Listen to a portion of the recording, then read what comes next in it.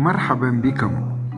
سنتحدث اليوم عن تميمة الخمسة أو تعويذة الخمسة، أو كما نقول أيضا حرز الخمسة.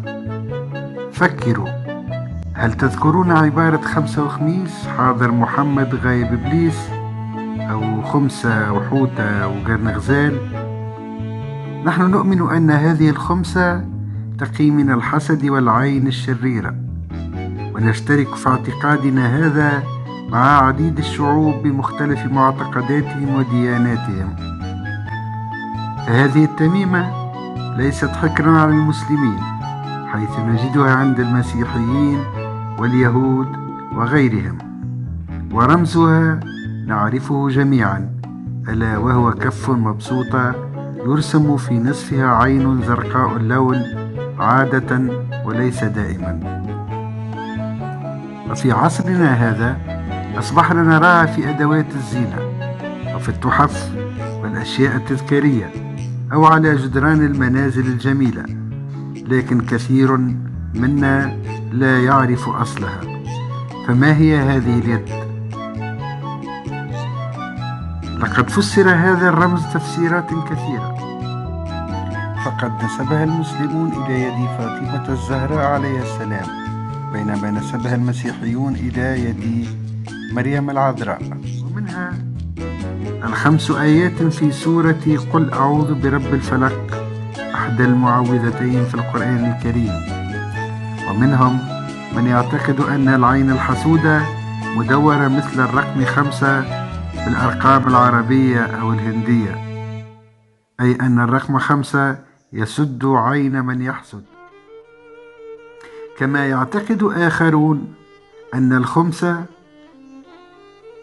أصابع تدل على أركان الإسلام الخمس. أما اليهود فيعتقدون أنها تشير إلى كتب التوراة الخمس، وهي أسفار موسى.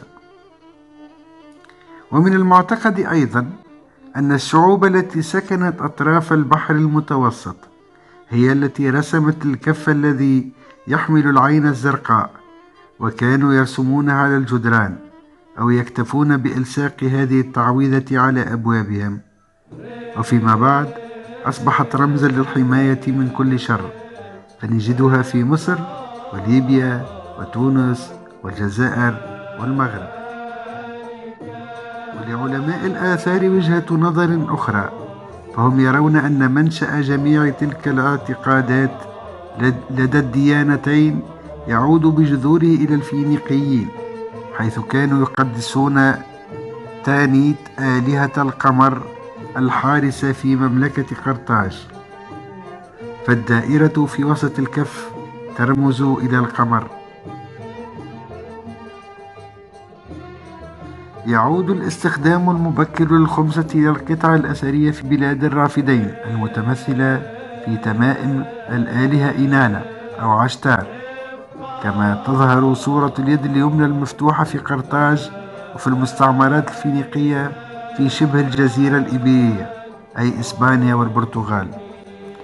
فإذا كانت الكف موجودة قبل وجود الإسلام نفسه، فهذا يعني أنه ليس لها علاقة بأركان الإسلام أو سورة الفلق أو المسلمين أنفسهم. وأيضا إذا كانت موجودة قبل الديانة اليهودية، فهذا يعني أنه ليس لها علاقة بكتبهم الخمسة. ويجدر التذكير أن الكف أو الخمسة تعرف خميشة بالعبرية وهمسة بالإنجليزية، وهي نفس الكلمة. إلى اللقاء.